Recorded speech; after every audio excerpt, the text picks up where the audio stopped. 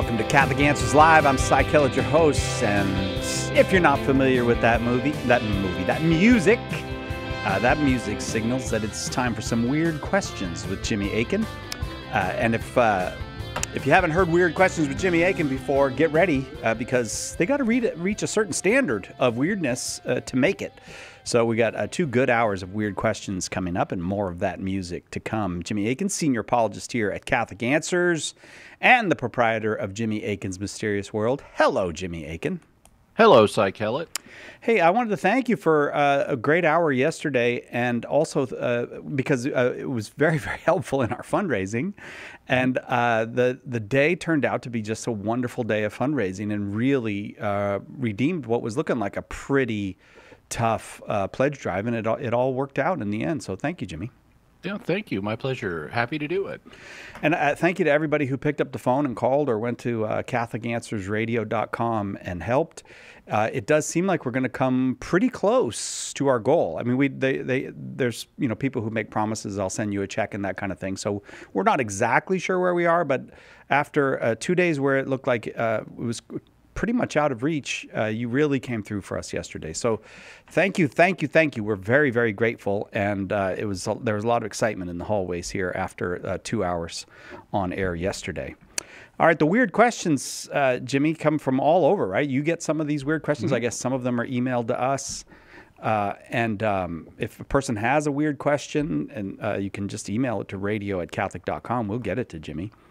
And how have you rated these? Like, how weird are we going today? Are we? Well, there's a variety. I don't rate them. Okay. If something is not really weird at all, I may move it over to a list of regular internet open forum questions. But most of them have at least some element of weirdness in them. Although our first question isn't so much weird as it is just not familiar to many people in the Western Church. Okay. Well, we'll start there with Aaron, who asks, where does the idea of toll booths come from? And why didn't it make its way into the Western Church? Well, I think the idea of toll booths is somehow connected to the DMV, and it didn't make it into the Western Church because the DMV is intrinsically evil. That may be the case, but I don't think that was right at all. No, it's what Aaron's talking about is a concept that one finds in Eastern Orthodoxy and in some other Eastern non-Catholic churches. The idea is, he refers to them as toll booths. They're also sometimes called toll houses or aerial toll houses because they're depicted as not being here on earth, but as being up in the air in the spiritual realm. And the idea is one that goes back way far. It's mentioned, for example, in St. Athanasius's book, The Life of St. Anthony the Great. And St. Anthony the Great lived in the second half of the 3rd century and the first half of the 4th century, so between like 250 and 350, and he was a desert hermit that had many mystical experiences. And in talking about his life, St. Athanasius mentions the aerial toll houses. They're also mentioned in other early patristic works, especially in Eastern Christendom. And the basic idea is that what happens, and by the way, there's a pretty good article on them on Wikipedia if you just search on aerial toll houses. But the idea is when you die, angels come and they pick you up and they escort you to God. But on the way, just like you're traveling a road, only it's in the spiritual world, you encounter certain toll houses. And in these toll houses, now here on earth, what a toll house does is it collects a toll from you. And so you have to pay a toll in order to use a particular highway. And it thus takes a toll on you, to use the term in the sense it originally came from. Well, something similar happens. People don't like paying tolls when they're driving down the highway. And so it's an unpleasant experience to have to pay a toll. And something similar happens in these aerial toll houses, only instead of a monetary payment, it's sort of a spiritual thing that happens. According to the way toll houses are envisioned, there are demons in them. And there are, biblical passages that associate demons with the atmosphere, like Lucifer is called, or Satan is called, the prince of the power of the air by St. Paul, for example. Right. And there are early Christian works, such as the Ascension of Isaiah, that depict the atmosphere. And this is not literally true, but this is how it's depicted. They depict the atmosphere below the first heaven as being infested with demons. And then when you get up into the first heaven, you meet angels, and you meet more and more powerful angels as you make your way up to God. But it was a common image to associate, to picture demons as living in our atmosphere. And so what happens is you go to a toll house, there is one or more demons in the toll house, and what they do is they confront you with sins you committed during life. Although in a really frightening way. Although some Eastern sources will say that if you repented of the sin, they don't know about it. It's been deleted from their memory bank. But what they want to do is frighten you and cause you anxiety and possibly even drag you down to hell. But if you love and trust God, you died in God's friendship, you're going to be able to resist this. You're not going to be super terrified. You'll be able to go through the toll house, and the angels will continue escorting you on until you reach God. And this is essentially another way of picturing purgatory, which is the process by which we are made ready for God's presence, that involves dealing with sins that we committed in life that we have been forgiven the eternal consequence of, but we still have disordered desires. Like if you loved pizza too much until your death, well, that's not a mortal sin, but you're not going to be held back in God's presence by your disordered desires. So you need to be freed from those. Mm-hmm. And that's what purgatory does, according to the Catechism. It frees you of any disordered attachments that you had during life. And this sort of confrontation with your sins sort of kind of does the same thing. And so there have even been Eastern sources that have said that this is the same thing as purgatory. It's just a different way of picturing it. And I should mention that this view, although it's very common in Eastern Christianity, is not universally held by like Eastern Orthodox theologians. There are some theologians who reject this view, and some who will even call it heretical, but they must be using the term heresy in a different sense than it's used in the Catholic Church. So it's not agreed to by everybody, but it is very common. And it's essentially an alternative presentation of purgatory. As to why it didn't make its way into the Western Church, or at least become a dominant view in the Western Church, well, essentially because Western Christians developed another way of picturing this process of purification before we get to God. And they commonly pictured it as an application of not of confrontation with demons, but as an application of fire to the soul. And that goes along with some imagery that St. Paul uses in 1 Corinthians, where he says our works are going to be tested by fire. Now, modern theologians in the Western Church tend to regard this fire as not literal. It's not really, because they would ask the question, how could literal fire affect a non-physical soul? Mm-hmm. Fire is a state of matter, it's a plasma, but the soul is not made of matter. So how could plasma affect it? And some medieval theologians came up with arguments to try to say, well, here's how I think a physical fire could affect a non-physical soul. But that view is not widely received today. And so it's generally regarded in the West that the fire imagery is based on biblical imagery, but it's not meant to be taken literally. And some theologians, including Pope Benedict XVI, have suggested that the fire actually may be a symbol of the fiery love of Christ, that he loves us so much that an encounter with his love will burn away all of our impurities, so that we will be freed from our disordered attachments and can be perfectly happy with God in heaven without being distracted by negative disordered attachments. there's an interesting question, and I've seen some sources actually talk about this. But, so I mentioned where we got the fire imagery in the West. We got it from St. Paul. But, because the afterlife is something we haven't experienced, it can be pictured in different ways. And it's something that transcends our current ability to understand, where our minds are not configured for the afterlife in this life. So it exceeds what we're actually able to understand. And there are different ways of picturing it. And there has been some discussion of, well, what might have influenced the imagery that's used in the toll houses. And one thing that occurred to me, because, where St. Athanasius lived and where St. Anthony the Great lived. I believe they were Egyptians.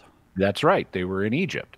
And one of the things that occurred to me is that the Egyptian idea of the afterlife, the pre-Christian Egyptian idea of the afterlife, may have influenced this. I talked about this in episode 240 of Jimmy Akin's Mysterious World, so you can go to mysterious.fm/240 to hear about it. I interviewed Egyptologist Dr. Bob Breyer, and one of the things we talked about was how the Egyptians conceived of the afterlife. Basically, they thought that the pre-Christian Egyptians thought that when you die, you have to go through a series of gates. And at each of these gates, you're confronted by monstrous beings, monstrous, godlike, demonic beings who will try to do bad things to you. But if you know the right things to say, you can get past them.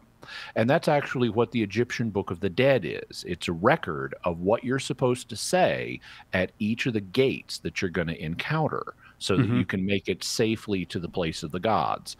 And so you have a very similar image here. You're trying to go get to be with the gods. You got to go through a series of stations. And if you do the right things at these stations, you get to be with God. And that's very similar to what we see with the toll houses. The angels are escorting you along this progression of different stations, and you've got to successfully get through the stations, which you will if you're a Christian and trust God. And then you ultimately get to be with God. And so the concept of the afterlife that the Egyptians had prior to Christianization sounds similar to the concept of the aerial toll houses. And of course, in the 200s and 300s, you still had a lot of pagans in Egypt alongside Christian Egyptians. And so it was part of their culture to think about the afterlife in this way. And that, to my mind, is a plausible explanation for where this imagery came from. I've also seen it suggested that it might be related to the Bardo Thadol, which is the Tibetan Book of the Dead, but I'm skeptical of that because I've read the Bardo Thadol and it's not like this. Yeah. Also, there was no real contact between Tibet and Egypt in the first few centuries AD. So I think the Egyptian Book of the Dead may have influenced it, but probably not the Tibetan Book of the Dead. In any event, it's not. Presumably the afterlife is more than we can understand or can visualize, but this is one way that the post-mortem process of getting to God has been pictured in Christian tradition. Aaron, thanks for starting us off. As Jimmy said, it's not the weirdest question, but it's certainly a very unfamiliar territory to many of us in the West. I'm very glad you brought us that question. It's Weird Questions with Jimmy Akin. More of that right after this on Catholic Answers Live. Catch Catholic Answers Live anytime at Catholic.com. Underwriting for Catholic Answers Live is provided by Real Estate for Life. Real Estate for Life connects home buyers and sellers to real estate agents while supporting pro-life organizations. On the web at realestateforlife.org. Are you a coffee drinker? If so, you can now enjoy a coffee roasted to perfection by the Carmelite monks of Wyoming. Delicious Mystic Monk coffee is roasted and prepared by monks in a hidden cloistered monastery and is available in over 25 varieties. All Mystic Monk coffees are works of perfection and labors of love. For more information on how to purchase Mystic Monk coffee, visit mysticmonkcoffee.com. That's mysticmonkcoffee.com. The most original and exclusive Catholic content is on EWTN Radio. Hosting Women Made New has helped me deepen my own faith, and I look forward to every weekend having those in-depth discussions with my guests. It's been such a blessing being a part of the EWTN family and carry on the mission that Mother Angelica started. Women Made New, Saturday noon Eastern on EWTN Radio.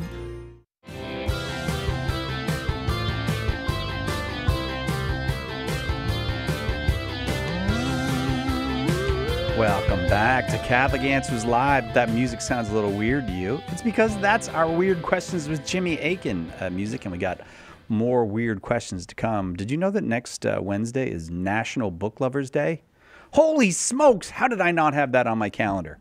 We thought that was a great reason to have one of our super awesome $10 book sales. Just visit shop.catholic.com right now and look for the $10 book sale category. 35 titles, including new books and bestsellers.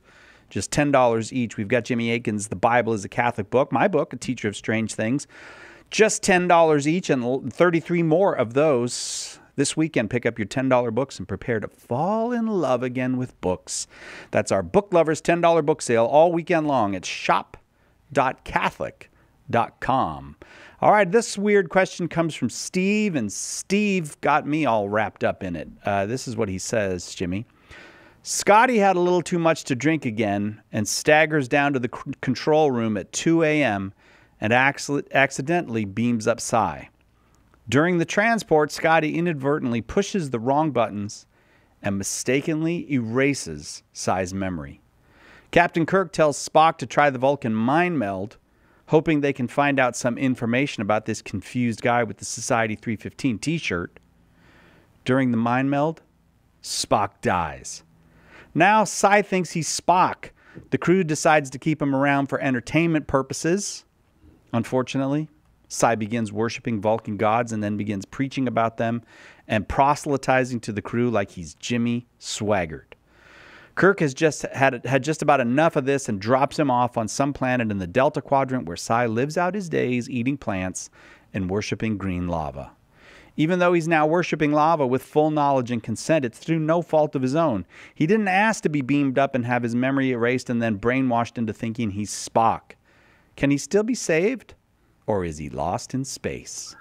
So, first thing, serious points for the Lost in Space reference. In fact, even if this whole story was created just to do, is he saved or is he lost in space? Yeah. It's worth it. So that's a great reference, in particular because the original Star Trek series was on the air at the same time Lost in Space was. Yeah. So points for that. So here's what I can tell you in analyzing the scenario. First thing is if you become incapacitated so that you are no longer thinking in your right mind, and this could happen, for example, if you go into a coma, or you suffer a traumatic brain injury, or you have your memory erased and new memories implanted, it would qualify. You didn't do anything to bring the situation about, and consequently, you're not responsible for what happened to you. And so your soul will remain in the same state that it was in before you had this event that caused you to no longer be in your right mind. Another thing could happen. Someone could sneak up behind you and inject you with some serious hallucinogen or something like that. You're not responsible for what you do under the effects of the hallucinogen. There also was an actual case in the 19th century here in America. I'm blanking on his name, but there was a railroad worker who accidentally had a railroad spike driven through his head. And he survived, but it totally changed his personality. Before the railroad spike incident, he had been a nice, considerate person, and he became mean and abrasive afterwards. But that wasn't his fault. So he wasn't responsible for the meanness and abrasiveness he displayed to other people. And in the same way, if this scenario happens and Cy thinks he's Spock and starts proselytizing for Vulcan gods and worshiping green lava, then Cy's not responsible for that.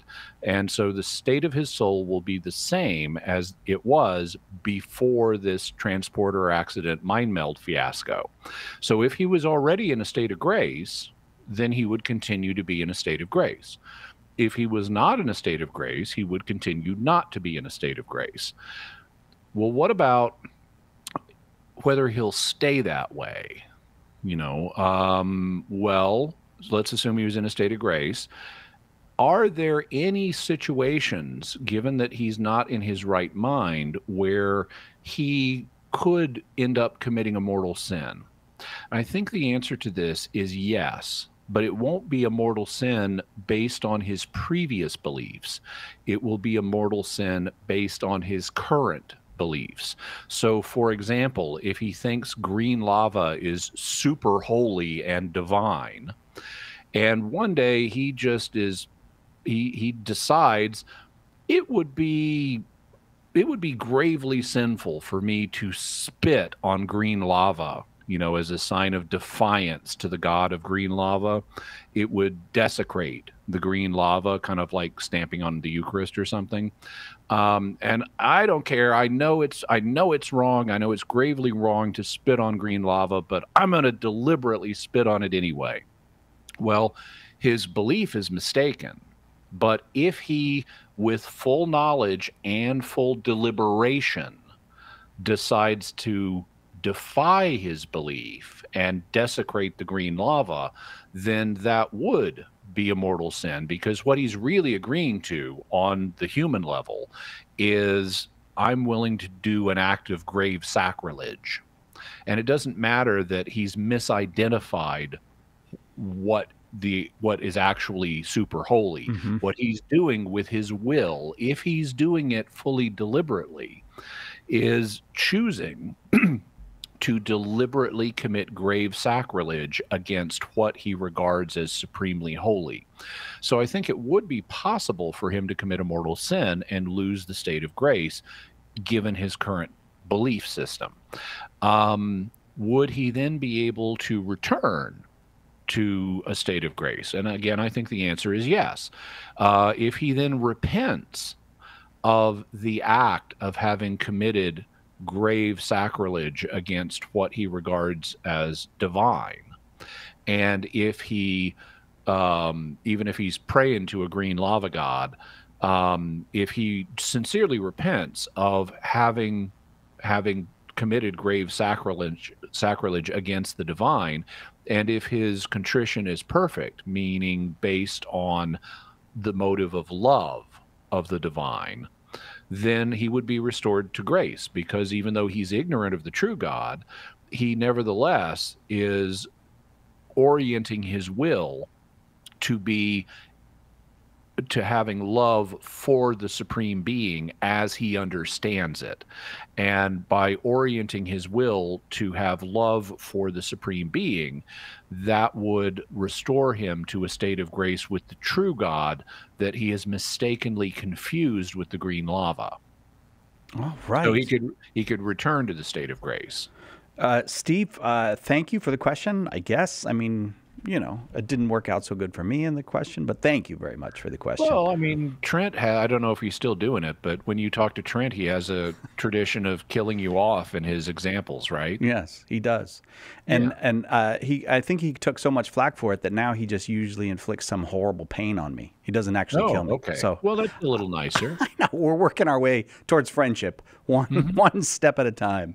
It's Weird Questions with Jimmy Akin. This one comes from an anonymous questioner. My question is, if a group of people were stranded on a deserted island like in the TV show Lost, and there was no priest among them, could a layperson declare himself a priest and perform valid sacraments? Would the validity of the sacraments be contingent on how closely this person stuck to the teaching of the church? That is, what if he had a suitcase full of Catholic books and was on his way to be ordained as a priest when the plane crashed? Okay, so there are some follow-ups to this, but to answer that question, you can't just declare yourself a priest. It doesn't work that way. You have to be ordained. And so consequently, the only sacraments that this person could validly perform would be the ones that don't require a priest: baptism and matrimony. And so those two would be valid. He could validly baptize people, and he could validly consent to be married or witness at a marriage. But it would be only those two sacraments. All right, so as you said, there's some follow-ups here. If the answer is that the sacraments would be invalid, which I suspect is the case, our anonymous questioner asks, I have a couple of follow-up questions. Could the unbaptized be saved through perfect contrition? Yes, they could be saved through perfect contrition, but they don't need to stay unbaptized because anybody can baptize you. It does not require a priest. So this seminarian you mentioned would be able to baptize people, and perfect contrition wouldn't be required.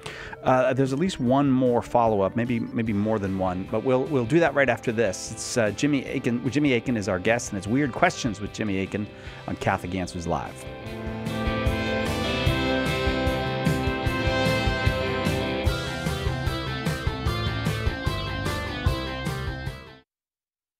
Want to get right to the core of Christ's saving message?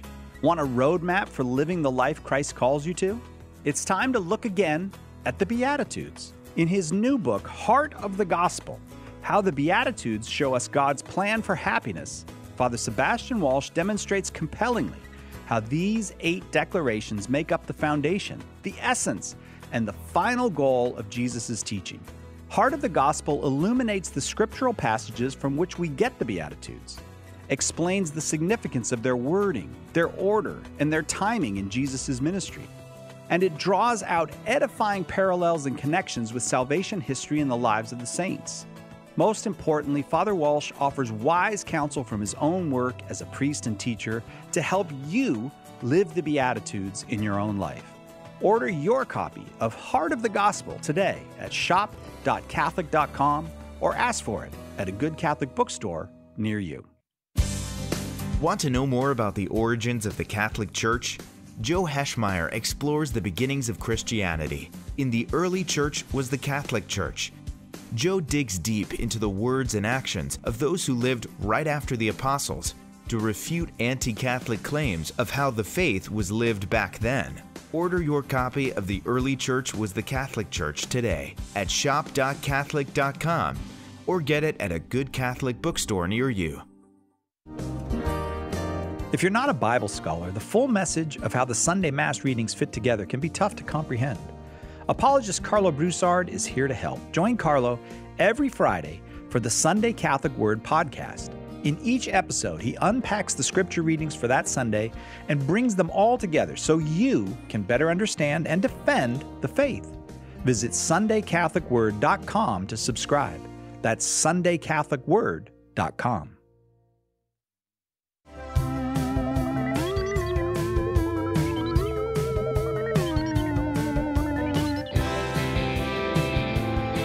Welcome back to Catholic Answers Live. Jimmy Akin's our guest, and that's an awful good thing because the topic is Weird Questions with Jimmy Akin today. And here's one we're working on. We're working our way through a question from Anonymous who gave us the scenario. Say a group of lay people were stranded on an island, as in the TV show Lost. Could one of them, maybe a seminarian who had crashed with them, just assume the role of a priest, just declare himself a priest and perform the sacraments, and then was asking about, well, what about the sacrament of baptism? And Jimmy, you were in the midst of answering, but do you want me to give you the next? No, I was done with answering that one. Yeah. Okay. So you want the. So then they asked, could the unbaptized person be saved through perfect contrition? And you said, yeah, but anybody can baptize. It does. You don't need the priest for that. And then this is the next question. I don't think we got to this one. If this person married a couple who believed that the sacrament was valid, would the marriage be inadvertently valid as full knowledge and full consent is needed to commit a mortal sin? The marriage would be valid, period, because you don't need a priest in order to perform a marriage. The standard understanding, at least in the Western Church, is that it's the consent of the two parties to be married that makes the marriage. And consequently, if you have two people and they consent to be married, they're going to be validly married. Now, Catholics are required to get married in the church, except in special circumstances. But being stranded on a desert island with no priest is one of those circumstances.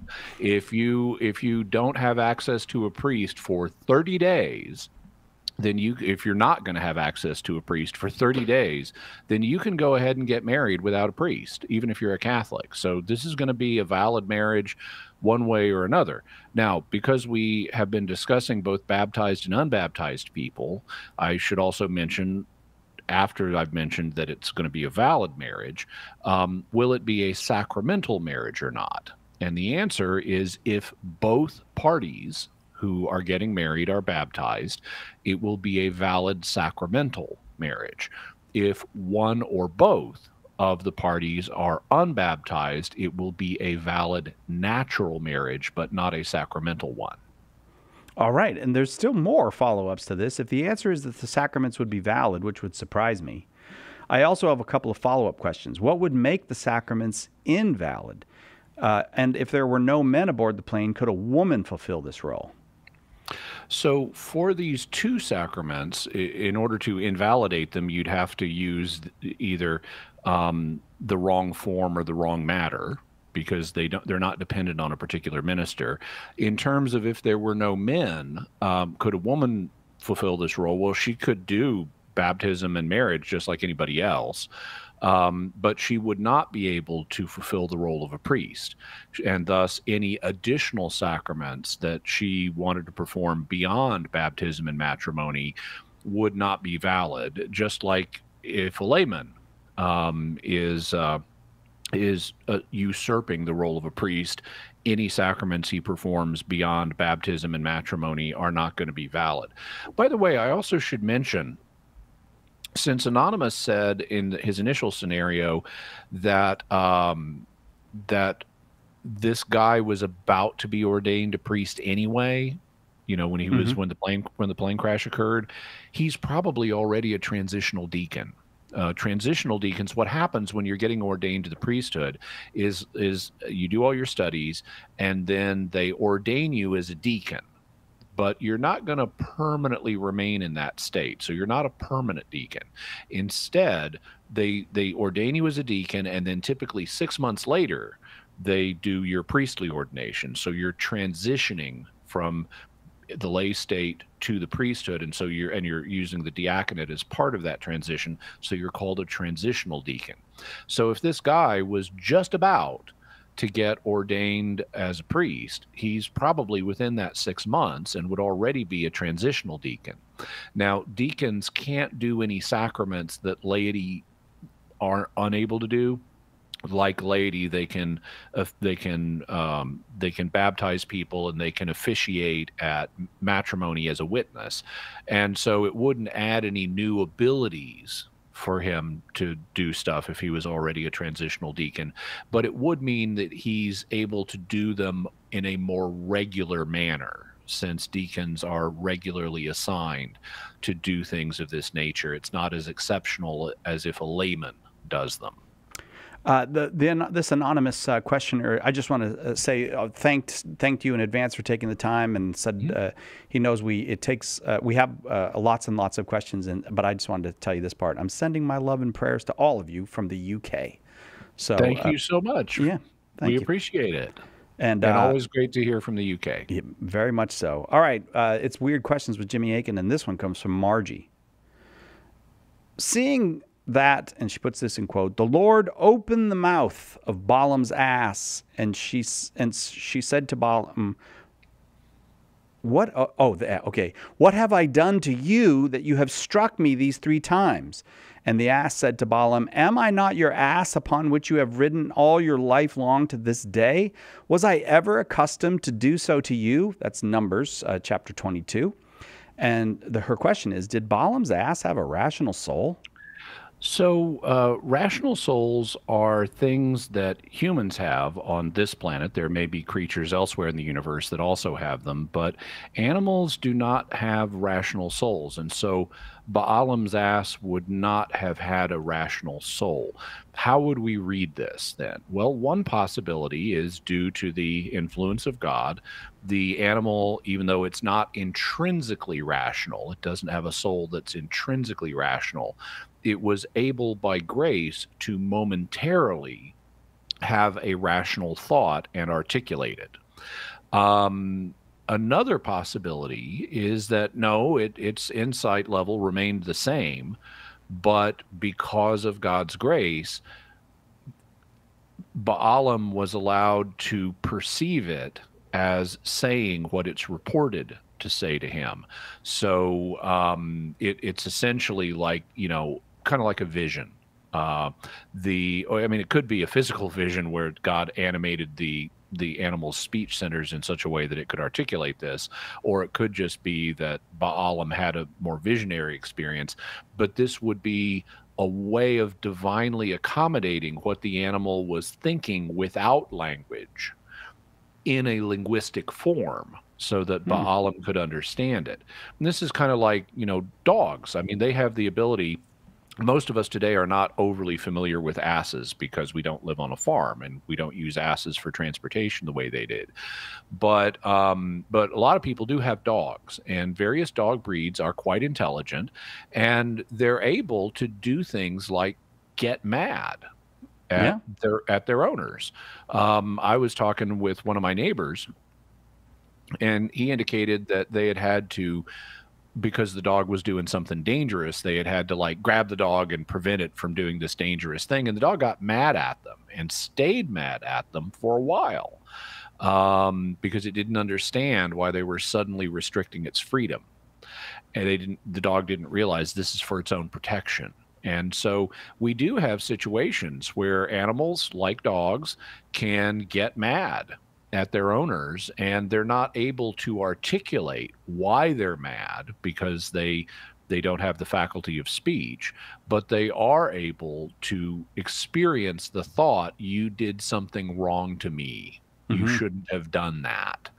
And so that may be what was going on in the head of Balaam's ass. She may have, got mad because he was beating her to try to get her to go forward, even though that she can see there's an angel in the road in front of them. And she's getting mad for, look, dude, I'm trying to protect you. Why are you beating me? Why would you do this? We have this long-standing relationship, and I'm trying to help you out. What's the justification for this? And she's angry about that. She doesn't have the ability naturally to articulate all of that, but either through a momentary miracle that elevated her level of articulation, or through a momentary miracle that let Balaam perceive what she's thinking in linguistic terms so he could understand it. This experience allowed him, at least the way it's presented in the text, this experience allowed him to understand what the ass's concern was. Thank you, Margie, very, very much for that question. Do you ever have a dog, Jimmy, where it looks like it wants to talk to you? Like you just swear that dog is about to say something, but thus far, none of mine have, but they look like they want to sometimes. Like they just got that look on their face like, I'm about to explain something to you. Dogs are able to understand a considerable amount of human language. Now, they don't understand it all, but they can recognize words and they can figure things out. Border collies, for example, are one of the most most intelligent dog breeds, and some of them can memorize 1,000 words in English. I saw a video about a border collie that had memorized the names of like 1,000 different toys, and its owner could say, go get Glinda the Good Witch, and it'll bring the right toy out of these 1,000 toys. Yeah. And it was even able to use process of elimination. So what they did was they put a new toy that it didn't know the name of. I'm going to call the new toy Bob. They put this new toy in its pile of toys in another room so it can't see what they're doing. And then they would say, go get Bob.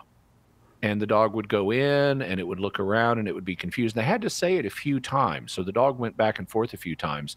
But eventually the dog figured out, the new toy I don't know, that one must be named Bob. That's amazing. And it brought the Bob toy back. And so it was using process of elimination to deduce the name of this object that it had never seen before. And it wouldn't surprise me at all that there are situations where dogs understand what we're saying and they want to say something back to us, but they just don't have this kind of speech track right that would enable them to say the word. So all that comes out is woof. Or yeah. All right, we'll take a quick break. Right back with more weird questions for Jimmy Akin right after this on Catholic Answers Live. This is Archbishop Paul Coakley of the Archdiocese of Oklahoma City, and you're listening to Catholic Answers Live. Who was the first Catholic in your family? Were they evangelized by a friend, a coworker, a stranger? Did you ever think that you could be that person that God uses to save a soul? And that soul could save their family, their grandchildren, and generations to come. At St. Paul Street Evangelization, a Catholic nonprofit, we train, equip, and mobilize Catholic disciples to do the urgent work of evangelization. Catholic Answers is supported in part by St. Paul Street Evangelization, streetevangelization.com. EWTN offers listeners and viewers the daily readings to enable you to accompany the Mass of the day. Our Catholic daily readings include the readings of the day, along with online videos. It's a great resource for all who desire to live a life of faith that is pleasing to our Lord. Visit EWTN.com and click Catholicism. EWTN, the Global Catholic Network.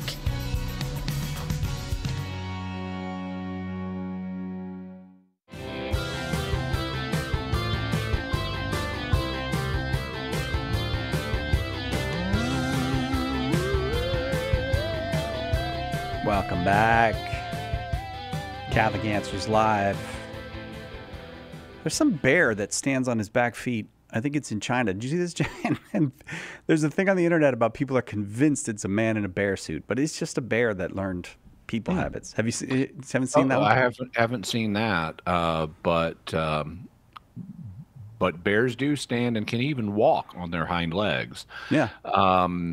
I did see a video a number of years ago called Standing Cat, which was a cat. It was standing like on the back of a sofa on its hind legs, and it's standing, it's just looking around. And so I did a blog post where I included the video, and I did a blog post that was titled something like "Everything You Need to Know About Standing Cat." Oh, nice! And it got a ton of views because Standing Cat, what's that? Well, so this bear, it's some kind of it's a sun bear, and it does look freakishly human. Like it waves and does all this weird stuff, but it's a bear. All right, Patrick. It's weird questions with Jimmy Akin this hour, and this one comes from Patrick. Patrick asks, was it certain or contingent that Adam and Eve would fall, or that the angels would fall?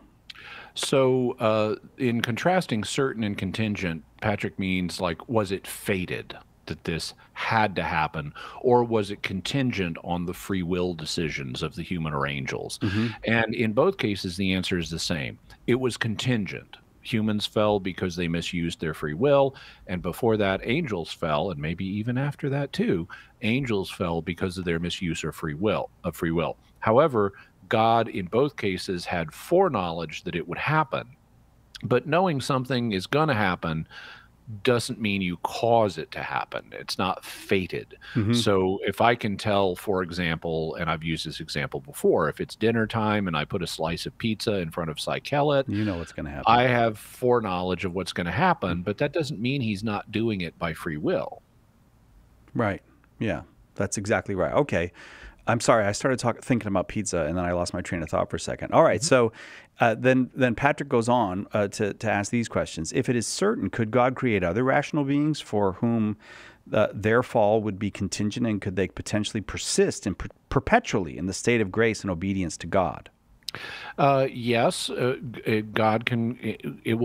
A fall will be contingent for anybody who has free will such that they can choose between good and evil. And if they have free will such that they can choose between good and evil, they may consistently choose good. So they may not fall and may remain in a state of original righteousness perpetually. And then he says, if it is contingent, could another human couple, same nature, different identity, have persisted in the state of grace and obedience to God perpetually in the Garden of Eden? So if God had created additional couples, and we're not going to get into the science question of exactly how many couples were at the start of the human race, but if there were multiple couples and they were all created in a state of original righteousness, and one couple, Adam and Eve, fell, then the others would or would not have remained in a state of grace, depending on whether Adam and Eve were what are known as the federal heads of the human race. The idea of federal headship is there is an individual or a pair of individuals, or there's some people who are the heads of the race, such that if something happens to them, it has ripple effects on everybody else in the race. So if Adam and Eve lose sanctifying grace, then they would, if they were federal heads, they would lose it for everybody else in the human race too, not just later humans, but contemporary humans as well, who existed alongside them. On the other hand, if Adam and Eve are not the federal heads of the human race in the sense just described, then their fall would affect only them. They would lose sanctifying grace.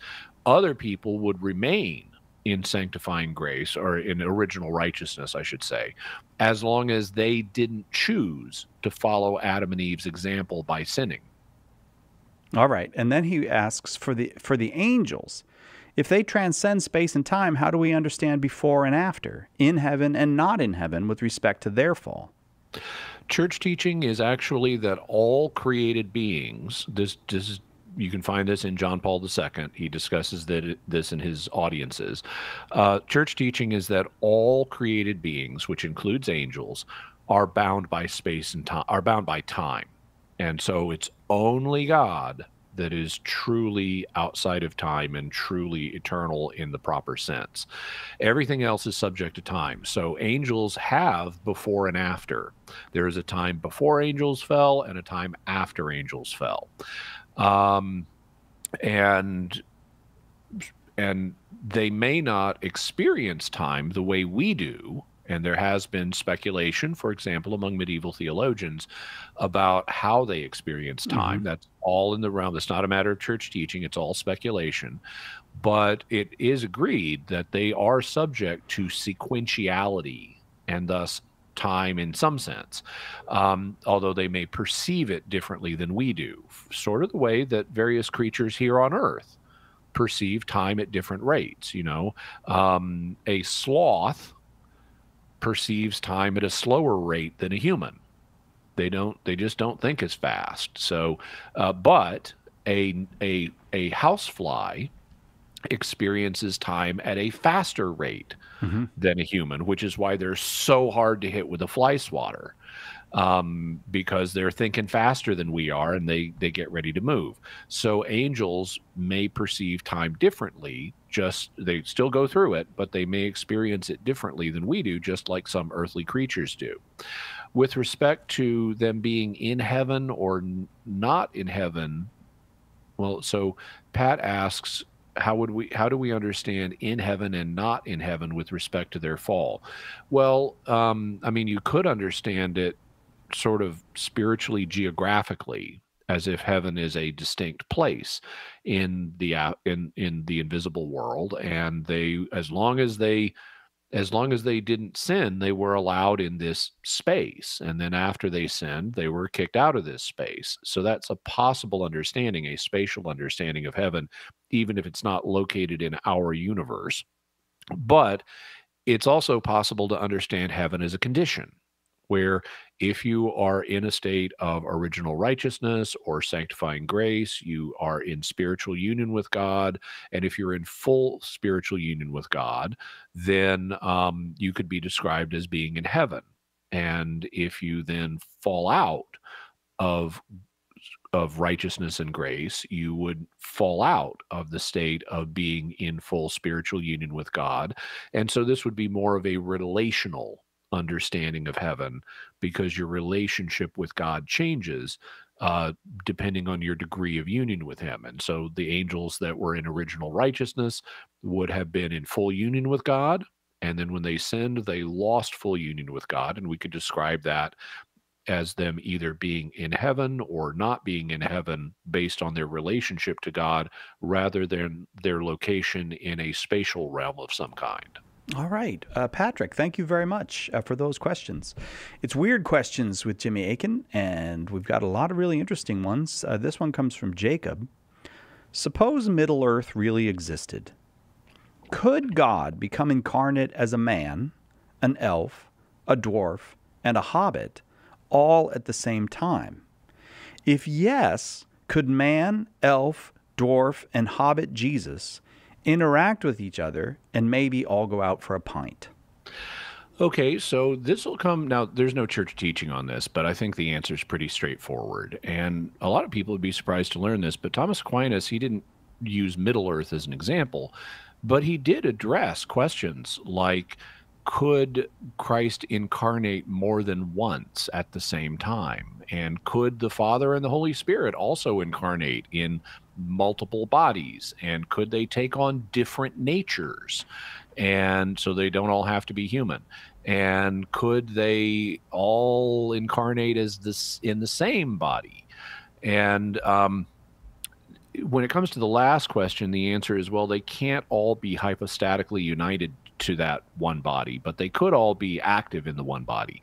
When it comes to the other questions, like could any person of the Trinity incarnate multiple times in different bodies at the same time and of different natures, the answer is yes. And I think Aquinas is right on this one, because if it's possible, God can do anything logically possible. That's what omnipotence is. And if it's logically possible for Christ for the Son to incarnate as a human and take on this additional nature, then that reveals there's no contradiction if you say the Son incarnates with one human nature. Well, it doesn't add a logical contradiction if you say the Son incarnates in 2 human natures or 3 human natures or 5,000 human natures. And so he could incarnate in multiple natures. And since I didn't say anything in those statements about time, they could all happen at the same time.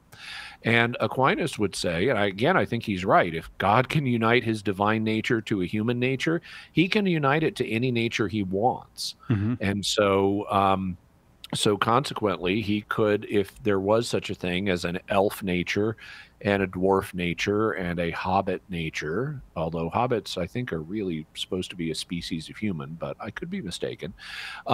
If there are these multiple natures, well, there's no reason he can't unite himself to them. So the answer is yes. He could, if Middle Earth was real, the Son could, by his divine omnipotence, assume each one of these natures. And if he assumed them all living in the same time period, well, there's no logical contradiction in saying these people go down to a pub and have a pint together. So omnipotence would allow interactions between his different incarnations. Wow. That's probably one of the weirder questions today. Yeah, that's pretty weird. Yeah. So, I just want to clarify one thing. Did I understand? Did you that God could be united to any nature, or it had to be a rational nature? Did you say? I missed. I didn't say anything about that. Okay. Because if God can unite himself to a rational nature, he could unite his essence, his divine nature, to any created nature. Kind of like I could stick my hand in a glove. The glove doesn't have to be intelligent. Right. It's also fascinating to think that Thomas Aquinas dealt with it, not the Middle Earth part, but with the general, principles. in the principle of the question. Jacob, thank you. You gave us a really weird one to end that hour on, but we're not done. We got more weirdness to come. There's another hour of Catholic Answers Live. Jimmy Akin will be back for another hour. And we will continue with weird questions. And we'll get a little bit more of that weird question music that I like so much as well. Don't forget, all this weekend, you can get $10 books over at shop.catholic.com. We've got the $10 book category, and there's 35 of them. Some of them new, some of them classics and bestsellers. Just go to shop.catholic.com and look for the Book Lovers $10 sale. All right, we'll take a quick break. Right back with more weird questions for Jimmy Akin right after this.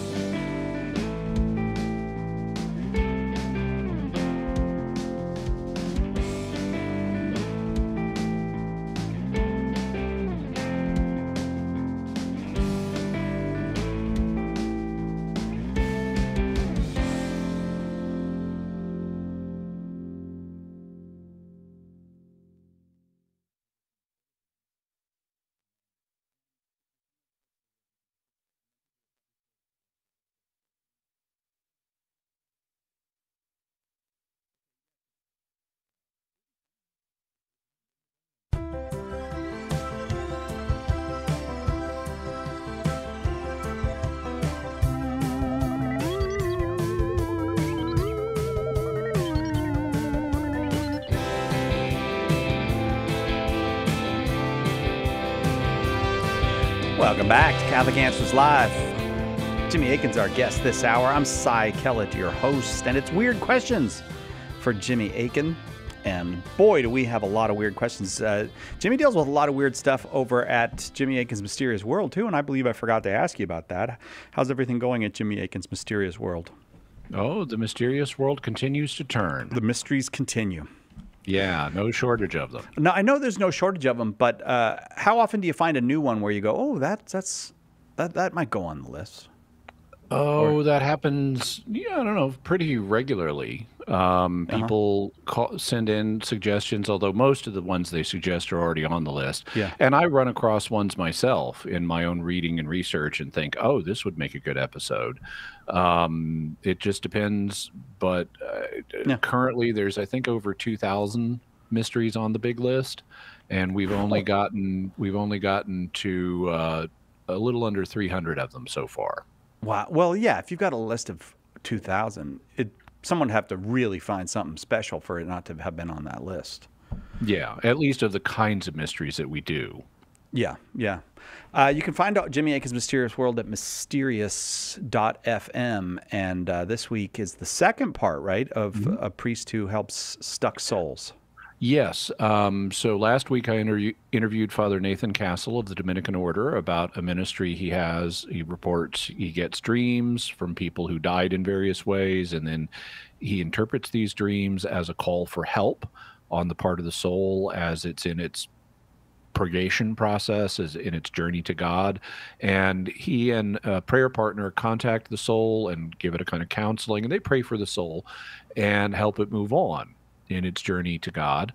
And so last week I interviewed him and we talked about what he does. And this week I go into analysis mode and from the usual perspectives of faith and reason, and say, what could we discern about this based on reason, and what could we discern about it based on the teaching of the faith? In particular, since he contacts the spirits, what are the dynamics of talking to dead folks? You know, how does that work? Because a lot of people think, especially in the Protestant community, think you could just never talk to dead people. But that's not the Catholic perspective. And there's more flexibility here than a lot of people realize. And so I explore that question in depth, into just what is permitted here. And there's more that's permitted than you would think. It's not unlimited. There are limits, but there's a lot more than you'd think. So I talk about that, and that's today's episode. So that's already out. Next Friday is the 5th anniversary of the show. And for the 5th anniversary, I have learned over the years that many people in the audience have had mysterious experiences. And since I've been studying parapsychology, I've now been trained in how to analyze mysterious experiences. And so I said, let's do that for our 5th anniversary. We put out a couple of, and there have even been parapsychological studies of mysterious experiences. And I'm following in that tradition. We put out a couple of calls, just 2, for people to send in their mysterious experiences. And even though we only asked for them twice, they sent in video and audio recordings where they're talking about their mysterious experiences, and just the ones where they wrote it in, like by email. When I put them all in one document, it was 80 pages of single-spaced text. Wow. This is a mysterious world. Yeah, they had lots of mysterious experiences, so I selected some. I'm saving the rest for the future. But I selected some, and we present them in next Friday's episode, and then I offer commentary. I mean, with one exception, I didn't actually do an investigation of the experience, but just hearing the experience described, I can say, well, here's what category it would go into, and here's what you'd want to watch out for in terms of, could this have a natural cause? But if it has a non-natural cause, this is what it sounds like. How cool. That's fun. 5th anniversary. Wow. Congratulations on 5 years. Thank you. Yeah. So that, and at a pace of one a week, you're over little more than one a week. A little more than one a week. All right. So you're coming up on 300, or where are you now? Yeah, we're getting up to 300. Wow. We're at like 271 is next week's episode. Hey, if you haven't listened to Jimmy Akin's Mysterious World, it's one of the most popular documentary podcasts on the internets, and you can just go to mysterious.fm and check it out. or just type in Jimmy Akin's Mysterious World. I've done it many times, and it does take you where you're going. Let's get a weird question for Jimmy. Here's a weird one. This is from an anonymous questioner. I'm a bit of a survivalist nut, and I'm always preparing for the collapse of civilization. What could give you the idea that this civilization would collapse? I can't imagine. Maybe all the previous ones collapsed? Yeah, or the current condition of this one. I was just wondering, if there was a nuclear war or really any kind of catastrophe that would trigger a societal collapse, and the chaos was so widespread that most of the bishops and all of the cardinals were killed, how would the new pope be elected? Could the surviving bishops, who I would imagine would be cardinals because most likely they'd be remote rural bishops, elect the new pope? Oh, would not be cardinals, I beg your pardon, because they would be remote rural bishops. Could they elect a new pope? Furthermore, what if the bishops were killed? Could regular priests somehow advance one of their own to the bishopric? If not, could they at least lay their hands on lay people and continue apostolic succession that way? Okay, so first thing, there might be some cardinals that would, bishops who are cardinals that would survive. Pope Francis is concerned about the church being overly centralized in Europe and in the developed world. And he recently appointed a cardinal from Mongolia, which is rural and has almost no Catholics. So, but since we've specified in the scenario that all the cardinals are gone, what would happen? Well, we're dealing with a situation, to use a fancy Latin term for it, that is praeter legem. Praeter legem means apart from the law. It is something the law does not provide for. Because if you look at the church's current law regarding how you elect a pope, it needs to be the cardinals who do it. But so if you have a situation where there are no cardinals to do it, you're dealing with a situation that the law does not provide for and is therefore praeter legem. But you're not bound to the law if the law is impossible to fulfill. So if a law is impossible to fulfill, then you can do what you need to do under what's known in legal circles as a necessity defense. You know, like if the speed limit in your town, let's say in a particular zone, is 30 miles an hour. But if you're in a car with someone who's having a heart attack, you can drive faster than 30 miles an hour to get them to the hospital. So you have what's known as a necessity defense. You're in a situation that the law does not provide for, and you're able to do what is necessary. And so the same thing would happen in this situation. Even though the way the law is currently written, it requires the College of Cardinals to elect a new pope. In an emergency situation where there's a necessity, we got to elect a new pope and there are no cardinals to do it, there would be solutions. Now, one solution that's possible would be the bishops who survive could appoint new cardinals. Maybe, you know, I mean, even though now you have to be appointed by the Pope, if there's no Pope and you need cardinals, well, then the bishops could do it. Or the bishops could hold a council and elect one of their own. So and then the new Pope could appoint new cardinals. But one way or another, it would be the bishops who would come up with the new Pope, either directly through a meeting and it wouldn't have to be a physical meeting. It could be an online meeting. But they would be the ones to come up with the new Pope, either through a meeting of all of the body of bishops or by designating some of them to as either as cardinals or with some other term to be the ones to elect the new Pope. So that's what would happen, assuming we have no cardinals but surviving bishops. What if all the bishops were killed? Well, the next thing that Anonymous asks is, could regular priests somehow advance one of their own to the episcopacy? And the answer is maybe.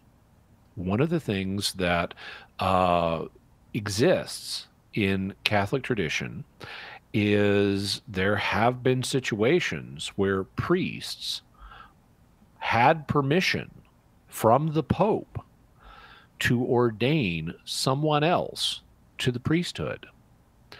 And that would suggest that the power, so you have that has happened in some cases. It's happened, for example, in remote abbeys where the abbot, who's the head of the abbey, is a priest, and it's remote, and so there aren't any nearby bishops to ordain new priests in the abbey, and the abbot has gotten permission from the Pope to ordain one of his brothers a priest.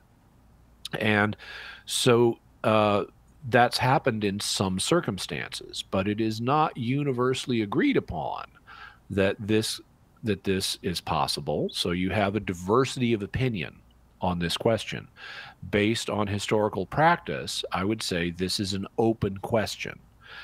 Today, the ordination of men is reserved exclusively to bishops, but that hasn't been the case in all places in history. And so I would say there's two possible opinions here. Either these cases resulted in invalid ordinations and they just didn't realize they were going to be invalid, or these cases illustrate that it's possible for a priest to validly ordain. So if that's the case, then priests could come up with new priests and maybe bishops, because there's a question about how the office of the episcopacy developed. One of the things you find when you look in the New Testament is originally the terms for priest, and the Greek term there that's relevant in a Christian context is presbyteros. It means elder. And the office of bishop or episkopos, overseer, they're originally identical. The terms were used, both terms were used for the same office. And you can see that in St. Paul's pastoral epistles that were written in the AD 60s. And then by the beginning of the 2nd century, so when you have Ignatius of Antioch writing around 108 AD, you have a differentiation that's occurred where now there's typically one person in a local church who is regarded as the episkopos, as the bishop, and he's got a group of presbyteroi or priests who report to him. And the question is, well, how did this transition occur? Now, it occurred at the end of the apostolic age, between the AD 60s and the AD 100s. And so presumably the surviving apostles had some role in this transition, but it's everywhere at the beginning of the 2nd century. And one of the most common interpretations of what happened is that you originally had a body of presbyters who were also called overseers or bishops. That's what the term bishop means in Greek, of the congregation. And then because groups need leaders, you got a group of, 5 or 10 guys who are all presbyters, well, they're going to need a leader. So one of them is going to end up as he's like the guy who oversees our group. He's the president of our group. He's the chief priest and so forth. And that priest, because the term overseer, episkopos, sounds higher than if you're overseeing, well, that's a higher sounding term than elder. And so the chief priest in every church became known as the overseer or the bishop. And that's a very plausible reconstruction of the transition that happened. It leaves open a question, though, of so is a bishop just a priest with special faculties, or is there a sacramental difference? And this was an open question for a huge chunk of church history. In fact, you'll have church fathers and doctors of the church like St. Augustine saying, yeah, basically bishops are the same thing as priests. They just have greater jurisdiction. They have more legal rights in what they can do. But sacramentally, there's no difference. Now, that issue got revisited very recently at the Second Vatican Council. And so at the Second Vatican Council, the Council Fathers chose for the first time to actually teach that there's some kind of sacramental difference between a bishop and a priest. The text, though, of what they say the fullness of the sacrament of orders is attained with the episcopacy. So that implies that priests don't have quite the fullness of it. But they phrase themselves in such a way at the council that I know theologians who say that you can read the text without it requiring a fundamental sacramental difference between bishop and priest. And so if all that's the case, if priests are capable of ordination based on various traditions, various historical incidents in the past, and if the bishopric evolved out of the priesthood, and if there's not a fundamental radical difference between the two offices, then it could be possible for priests to come up with a new bishop and elevate one of their own number to the episcopacy. That's all speculation, though. None of what I just said is certain, but there is, in this weird scenario where all of the bishops get killed somehow, and I don't foresee that happening, because it's if the human race survives, it's going to contain some bishops. But even if all of the bishops were killed, there is a plausible scenario that you can build from church history that would allow priests to come up with a new episcopacy that would be valid and thus able to continue apostolic succession and the sacraments and everything like that. Anonymous, what a great question. Thanks very, very much. It fits the category of weird question perfectly, and we've got more weird questions for Jimmy Akin right after this on Catholic Answers Live.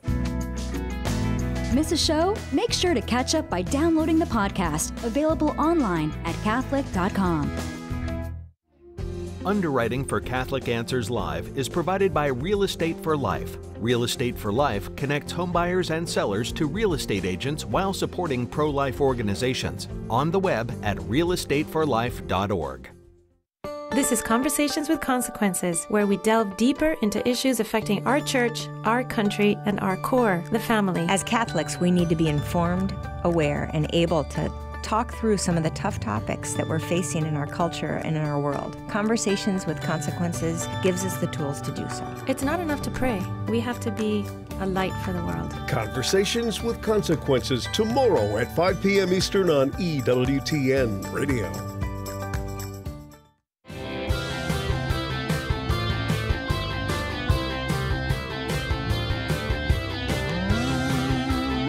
Welcome back to Catholic Answers Live.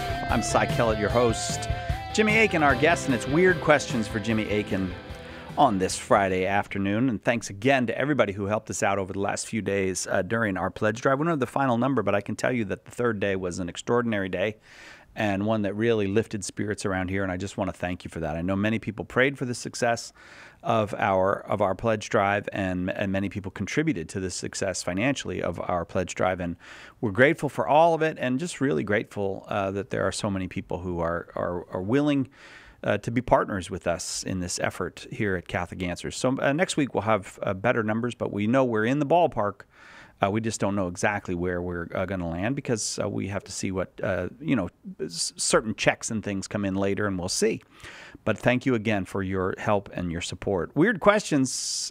People get to ask Jimmy all kinds of weird things, and we love it, and it's a lot of fun. And if you've got a weird question, if you think, I'd like to ask Jimmy a weird question, you can, well, if you're in contact with Jimmy in one of his social media places, you might do it there. But an easy way to do it is just send it to radio@catholic.com, our website here in the radio department, and we'll make sure Jimmy gets it, radio@catholic.com. The next question for Jimmy comes from Martin, and Martin says, when the Magi came, do you think it made the Holy Family wealthy enough to travel and stay in Egypt, provide for a 3-year ministry of 13 plus, and care for his beloved mother Mary until the Dormition? No, I don't. We're told that the Magi gave 3 valuable gifts to the Holy Family: gold, frankincense, and myrrh. And that would have improved their financial condition temporarily. But I think we have quite good evidence that it didn't make them rich because of 2 things. First, Jesus and his father Joseph were manual laborers, and they're both, the word tecton is used to refer to them, and that's often translated carpenter. It can refer to not exactly what we think of as a carpenter. It can refer to that, but it can also refer to builders and other people who work with their hands. But so at least we can say they were both manual laborers while Jesus was growing up. And that means they were not rich aristocrats while Jesus was growing up.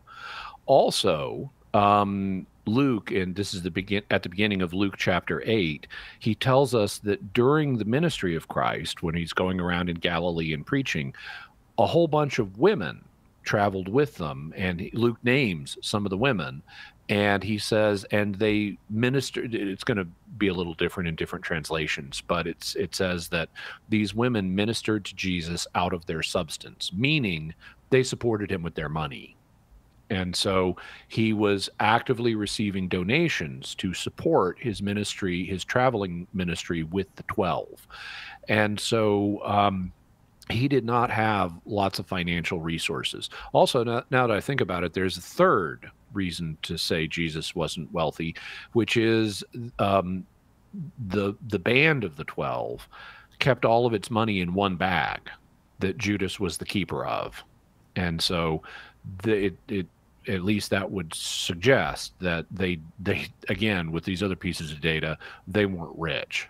And so I would say that even though the valuable gifts that the Magi gave did have an impact on the Holy Family's finances, it wasn't such that it set the Holy Family up for life as rich people. I would suspect that what happened to those gifts is they all got used during the sojourn in Egypt, because they had to travel, they had to find a new place to live, they had to undoubtedly bribe people because bribery was a standard part of the culture. They had to then travel back, and we don't have any indication that they were rich while Jesus was growing up. So my theory would be that those gifts, or at least the bulk of them, were used up by the trip to Egypt and back. They may have had a little more, but it didn't last till Jesus' adulthood. Martin, thank you. Thanks very much for that question. It's Weird Questions with Jimmy Akin this hour. And Joe has this one. Are the laws of logic and thought, identity, non-contradiction, and excluded middle, true of all possible universes or only of ours? Would multiverse theories or alternate dimensions modify these rules? And do the laws certainly apply even here, or could one argue that maybe an extreme form of Scotistic haecceity versus haecceity. Haecceity. Okay, I always have trouble with that one. Versus quiddity mean that maybe they don't? Okay, so you will find some Catholic sources that talk about laws of logic and thought, and that discussion is useful, but I tend to come at it from a somewhat different perspective, from a more philosophical perspective. One of the things that this kind of categorization tends to be, one characteristic of this kind of categorization is that it's based on older scholarship. You'll find it going back quite a ways, and it has the authors who use this categorization scheme tend not to be up on modern developments in logic. Now, there are things like the law of non-contradiction and the law of the excluded middle and so forth that you will find in logic, but you'll find a lot more than that. And you also typically won't find academic philosophers outside of some very narrow Catholic circles discussing laws of thought. I would want to know more about, so exactly how are we conceptualizing this? Because I know that, well, I won't go too far down that road, but I think that this is a somewhat simplistic categorization system. And so if Joe is interested in reading about this, I would suggest he read more broadly, check out some recent work that has been done on logic and metaphysics, and not simply what is found in older Catholic philosophical works or older Catholic apologetics works, because there's a lot more on this. Having said all that, I think that if something is genuinely a law of logic, it's going to apply to all universes, because God's omnipotence is the ability to do anything that is logically possible. And therefore, the laws of logic are related to God's ability to create stuff. And since God creates worlds, every world is going to obey the same set of laws of logic. However, there may be things about the laws of logic we haven't yet noticed. And so there may be different applications of them in different universes that could be surprising to us. Right back with more Weird Questions. Are you ready to defend your faith in a world of unbelief? Join us at the 9th Annual Catholic Answers Apologetics Conference. This year's theme, I Believe in God. And it'll help you provide clear and charitable answers to atheism, agnosticism, and plain old indifference. Don't miss what promises to be the event of the season. Join us in San Diego from September 21st through 24th as we welcome our special guest, Dr. Scott Hahn, and an all-star lineup of great Catholic speakers. Spend quality time with your favorite Catholic Answers apologists and enjoy 4 days of fun, fellowship, and adoration of the Almighty. Seats are still available, but they're going fast. Visit CatholicAnswersConference.com or call 888-291-8000 to register. Enter promo code EARLY and save $50. That's CatholicAnswersConference.com. Want to know more about the origins of the Catholic Church? Joe Heschmeyer explores the beginnings of Christianity. In the early church was the Catholic Church. Joe digs deep into the words and actions of those who lived right after the apostles to refute anti-Catholic claims of how the faith was lived back then. Order your copy of The Early Church Was the Catholic Church today at shop.catholic.com or get it at a good Catholic bookstore near you. Our Lord needs articulate defenders of the truth to spread the joy of the Catholic faith. Catholic Answers monthly giving club, Society 315, helps you fulfill the call in 1 Peter 3:15 to always be prepared to make a defense for the hope that is in you. For as little as $10 a month, you'll help Catholics grow in faith, bring lapsed Catholics home, and lead non-Catholics to the truth. Go to casociety315.com and join today.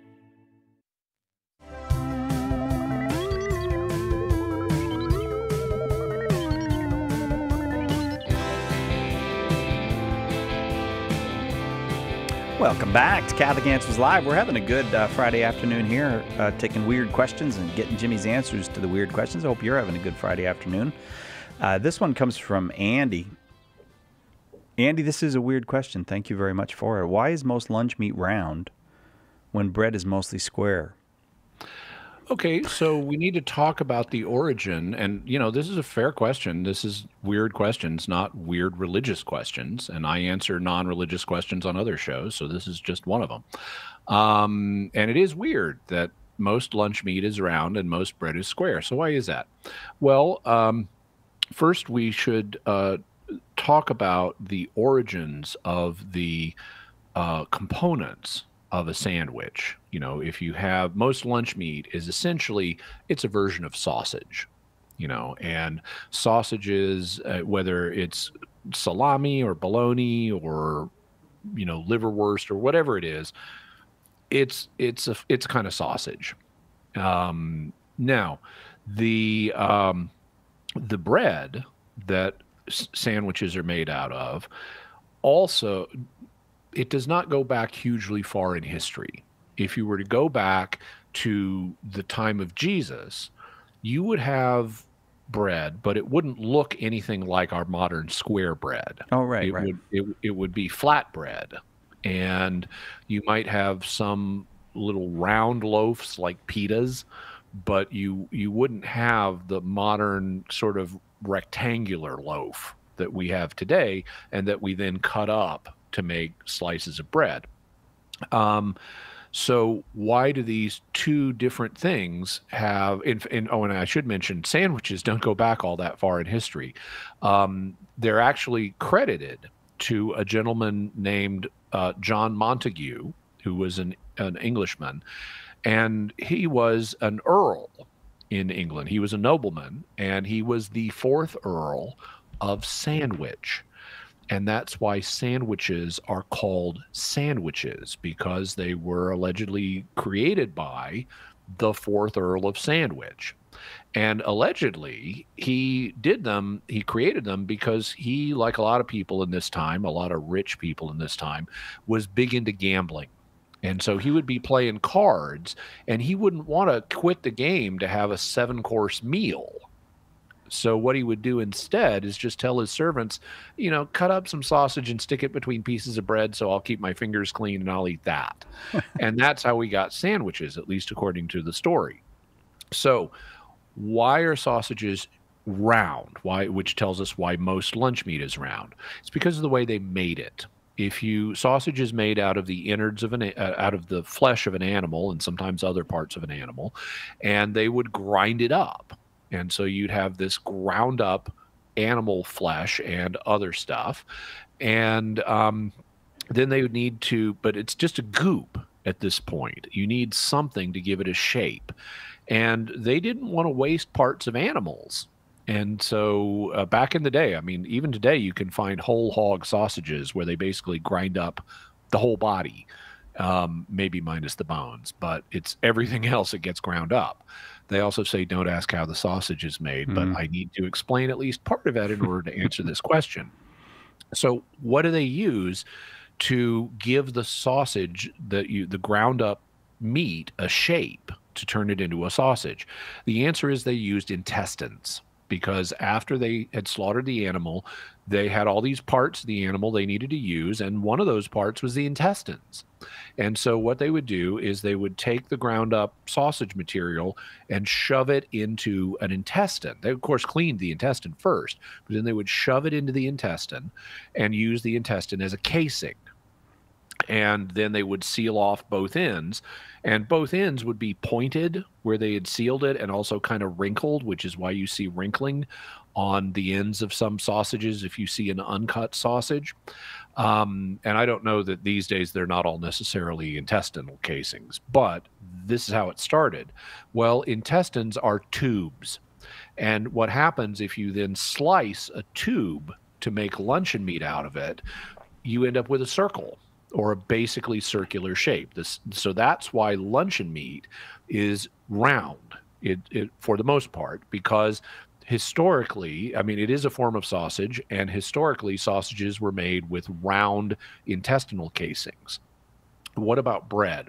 Well, in bread, you've got something similar. You grind up wheat and you add water and maybe other things like eggs and milk and stuff to it, and you end up with a goop, which we call dough. And you can, roll out the dough so it's flat and make flatbread. But if you don't want flatbread, you're going to need a container to put it in. Well, I guess you could put the bread goop, the dough, into an intestine, but I don't think that would survive the baking process well. It would be better if you had a container that was made out of metal or ceramic, and because metal and ceramic it survive intense heat better. And so what would happen is they would make containers to put the bread goop in, the dough in, that were made of metal or ceramics. And because the most efficient space-filling shape is a square or a rectangle, they made rectangular bread pans, because you can stack those up and put them in your cabinet, and it uses the dough efficiently. It makes a good shape because you can set your rectangular loaf of bread down on a table for purposes of slicing it. And when you slice a rectangle, you get a square. And so that's why bread tends to be square, or at least modern bread tends to be square. Incidentally, as I mentioned on the show before, originally you had to do your own bread slicing. But in 1928, something very special happened. New technology allowed bakers to pre-slice the bread for you so that you would buy a package. Instead of just buying a loaf of bread that you had to cut up yourself, you could buy a package that had a loaf in it that was pre-sliced. So all those housewives didn't have to cut the bread manually anymore. Sliced bread was the latest, greatest thing.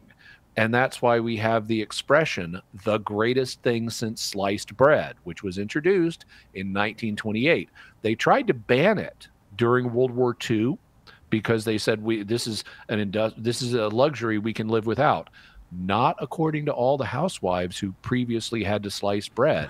And the effort to ban sliced bread during wartime failed because having the pre-sliced bread was so useful for housewives. So that's the basic story on why most lunch meat is round and why most bread is square. It's because most lunch meat is sausage, and sausage was historically made using intestines as casings, and intestines are round. And because bread today is made using bread pans of metal or ceramic, and they're made rectangular because the rectangle is the best space-filling shape, and therefore it's a good shape to put your bread dough in. Andy, thank you very much for that question. That fits right in with weird questions for Jimmy Akin. The next one is from Zane. Jimmy, huge fan of your work, your terminal intellect and towering beard. And then he says, maybe I got that backwards. If we, in the eschaton, are given our infallible bodies and the New Jerusalem, in essence, becomes our planet Krypton, can you postulate on what we will do in the eschaton? Saints are generals in God's army, etc. But what will our missions be? Will we go and evangelize the universe of fallen creatures? If so, will Christ have to incarnate on that world to save them, or will we, as we have been made gods, or is that a blasphemous thing? If we do hypothetically have to incarnate for them, would our infallible bodies change to the alien form we incarnate for?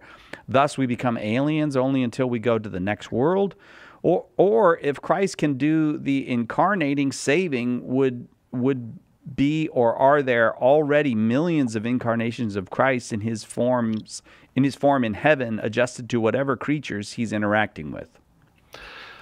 Okay, so I'm not entirely sure what Zane means by the new Earth being our planet Krypton, because Krypton blew up, and God's not going to blow up our new home. He may mean it's our planet Krypton in the sense of we will effectively have superpowers once we're in our glorified bodies. And that's true. We will have superpowers once we're in our glorified bodies, because Jesus had superpowers in his glorified body, and we're told we're going to be like Jesus. In terms of what we're going to be doing, well, we are told we're going to rule and reign with Christ, and that involves activity, but we don't know what our missions are going to be. They may involve just living life here on the new renovated Earth. We may not go out into the cosmos, although we may.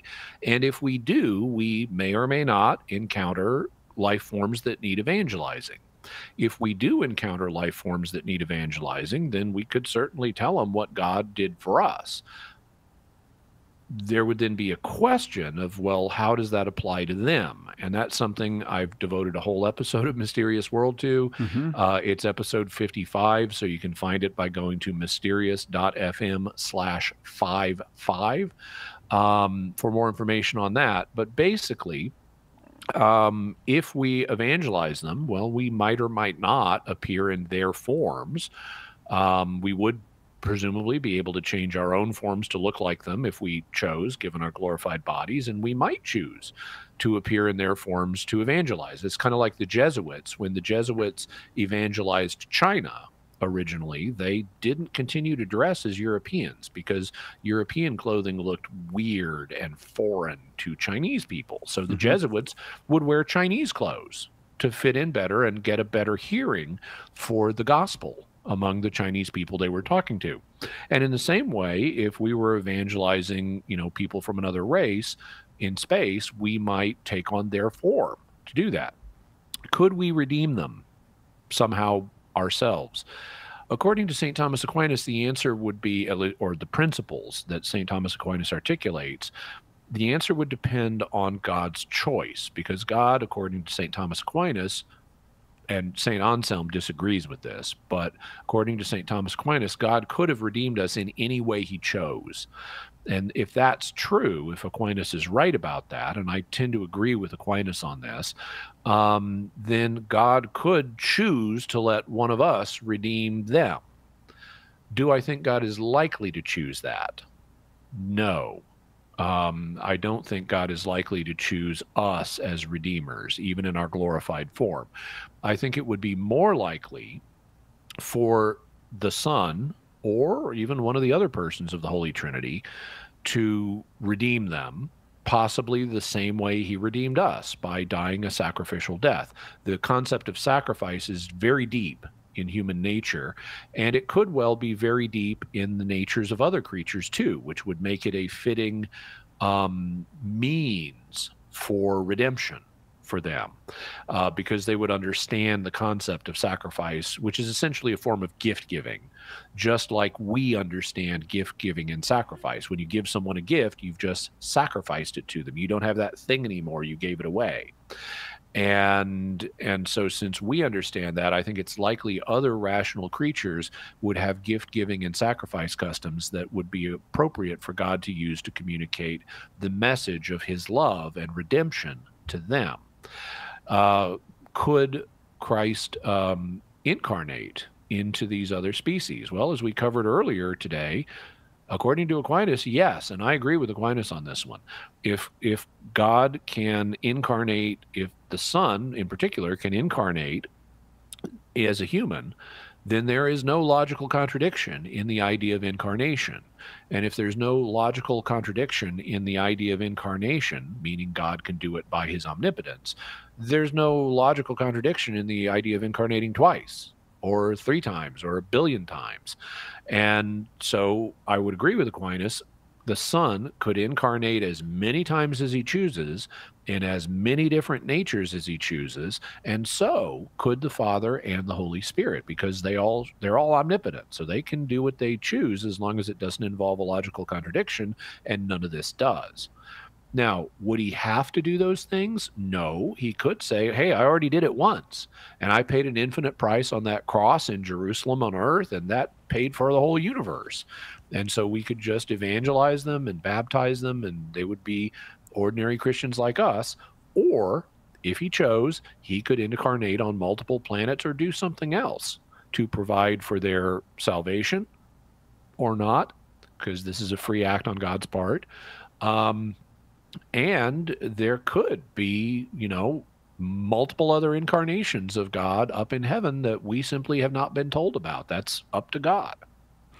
Hey, that's another very fine question. Thank you very much, Zane, for that. We got to take a quick break. We'll be right back with more of these weird questions we've got for Jimmy Akin right after this on Catholic Answers Live. There's only one Catholic Answers Live. The Catechism defines evangelization as the proclamation of Christ and his gospel by word and the testimony of life. But what does that look like in real life? It looks like St. Paul street evangelists out in the public square sharing the good news. We're a Catholic nonprofit that starts conversations by handing out free sacramentals. Then we employ our method of listen, befriend, proclaim, and invite. Catholic Answers is supported in part by St. Paul Street Evangelization. Visit streetevangelization.com to learn more. If it's central to the faith, you can find it on EWTN Podcast Central, featuring the best of EWTN Radio, as well as faith-filled podcasts from our friends and affiliates across the nation, all in one place, all free. The destination for great Catholic audio programming is EWTN Podcast Central. It's like podcast heaven. Visit EWTN.com/radio/podcasts today.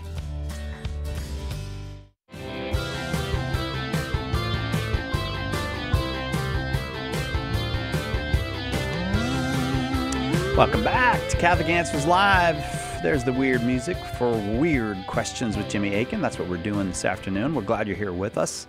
Got a few more weird questions we can get to before we have to finish this hour, and this one comes from Chris. Jimmy, Chris wants to know, why did humans take so long to be advanced just recently with agriculture, medicine, economy, infrastructure, etc.? What were they doing for 200,000 years? They were trying to survive, and surviving wasn't easy in a pre-technological environment. As a result, that's what they were doing most of the time. They were living hand to mouth, and they didn't have they had so much of their time devoted to just trying to survive that they didn't have a lot of other time for research that would help them develop technology. Nobody had the idea of technology at the time. And so they weren't working toward it. They were just, well, this is how we live. This is how you hunt a bison, or this is how you hunt a mammoth. And these are the kind of plants that are local, that are safe to eat. And we're going to roam around our territory as hunter-gatherers and collect food and eat it. And that's all they were trying to do. They weren't working towards a goal of how can we improve the world, because they're concerned about their own family and their own family's survival. And that's about it. So that's part of it. Now, there are other parts of why they didn't progress faster as well. One of them is there has been a change in the level of human intellect. Humans navigate a very complex culture. A lot of times, it's been noted, well, let me put it this way.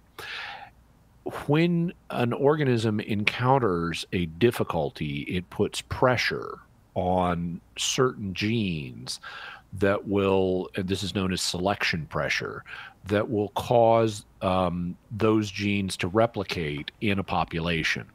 And if the genes do not have selection pressure on them, they will tend to degrade and disappear from the population.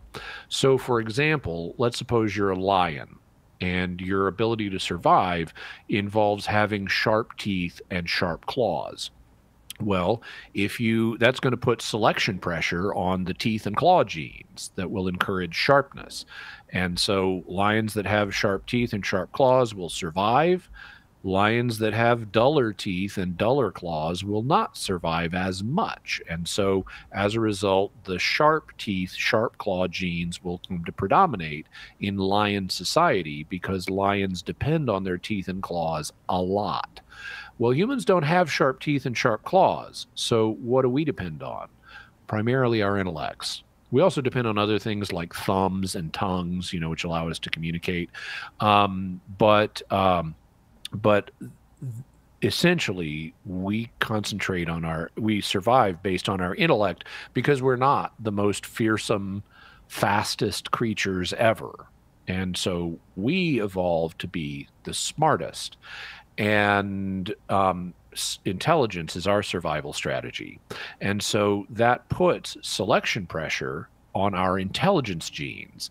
Now, various things can do that. The need to find food, the need to hunt animals, the need to fend off other groups of humans that are our opponents. So warfare puts selection pressure on genes, on our intelligence genes.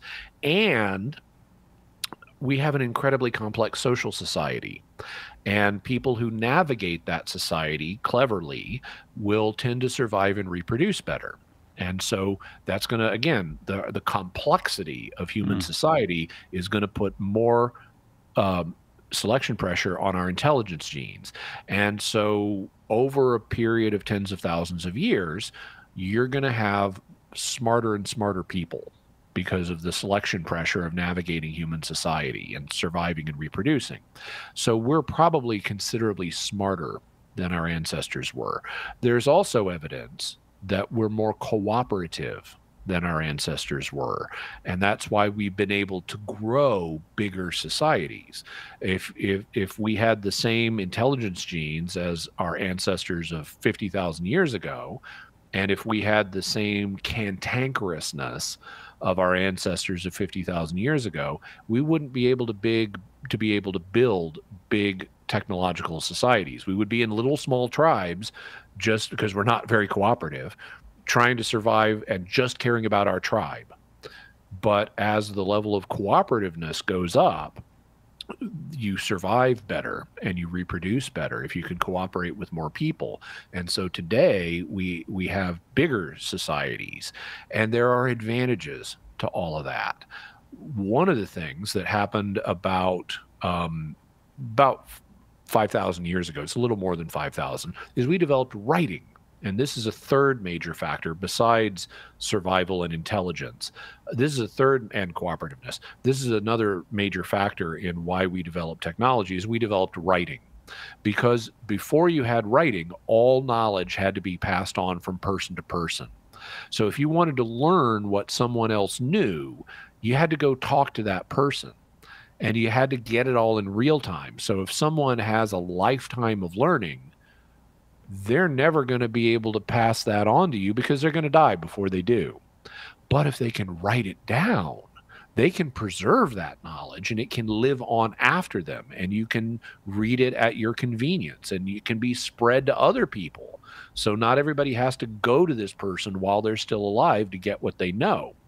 And that ability to record and store knowledge allowed the development of technology, because you're not dependent on tribal lore anymore. You can keep permanent records. You don't have to keep reinventing things. When you find something that works, you can write it down, and that'll preserve it permanently as long as the record lasts.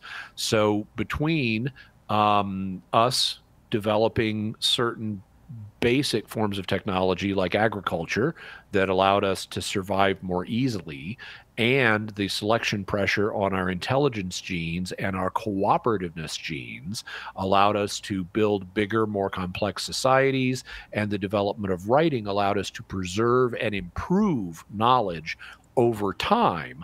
All of that reached critical mass. And you can put the critical mass point at a number of different places in history, but all of them are recent. It's that accumulation of things that allowed technology to really start taking off. And depending on what level of advancement of technology you want to talk about, that could be, you know, the Neolithic Revolution, or the invention of writing, or the invention of modern philosophy shortly before Christ, or the invention of the scientific revolution, or the industrial age. But it's this accumulation of things that allowed rapid and accelerating technological advancement. So before we had modern intelligence, modern cooperativeness, writing, and some basic modern survival things, survival was hard, and that's just what they were working to do for a long time. Thank you very much, Chris. Jimmy, I don't know. Do you want to take another question? You think we can do the next one? All right. Mallcat asks, with admission by the USA of UFOs, what do we think about extraterrestrial beings, souls, evangelizing, origin, etc.? Well, we don't have an opinion on these. Different people have different opinions. The church has no teaching here. The church has no problem if intelligent aliens exist, or if intelligent aliens are visiting us. They would be other children of God that he created elsewhere. They might be naughty or nice, but they would be fundamentally other children of God. And in terms of them having souls, they would have souls because the soul is what makes you alive. In terms of evangelizing them, that would depend on whether they are fallen and need evangelizing, or whether they want to be, or whether they would benefit from being evangelized, even if they're not fallen. I have, as we mentioned earlier, a whole episode of Mysterious World on this. It's episode 55. So just go to mysterious.fm/55, and you can hear all about it. Chris and Molecat, thank you very, very much for those questions. Lots more questions. If you want to get in on the fun, if you've got a weird question for Jimmy Akin, if you've got something you'd like to hear the faith and reason perspective on that Jimmy brings, just send us an email with your question to radio@catholic.com. And flag it as a weird question so we know which bucket to put it in. Yep, and we'll put it in Jimmy's bucket. And also, if you like this stuff, you should really check out Jimmy Akin's Mysterious World. We're coming up on 300 episodes after 5 years of mysteries over there. Lots of mysteries for you to enjoy. You can find that at mysterious.fm. One last thing, don't forget the $10 book sale over at shop.catholic.com this weekend. 35 different titles are on sale for $10 each at shop.catholic.com. That'll do it for us. Jimmy, thank you very, very much. My pleasure, as always. I really enjoyed the weirdness today. And that'll do it. As I said, we'll see you next time, God willing, right here, Catholic Answers Live.